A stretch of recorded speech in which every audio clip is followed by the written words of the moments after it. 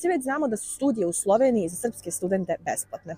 Ja se trenutno nalazim ispred Univerziteta u Ljubljani i u narednim sekundama pokušat ću da vam objasnim kako je to studirati u Ljubljani i kako i na koji način da se prijavite za studije u ovoj zemlji ili na ovom univerzitetu. Konkurs za prijavu na studije u Sloveniji za 2024-2025. akademsku godinu je objavljen i traje od 20. februara do sredine aprila.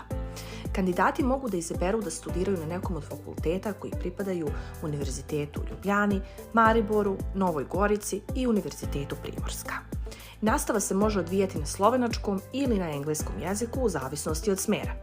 Studenti u Sloveniji imaju pristup osnovnom zdravstvenom osiguranju, dobijaju subvenciju za ishranu, to jest bonove, i uživaju u raznim studentskim popustima za događaje, biblioteke, knjižare i prevoz. Također, imaju pravo da rade 8 sati dnevno, te imaju mogućnost da znatno učestvuju u pokrivanju troškova svakodnevnog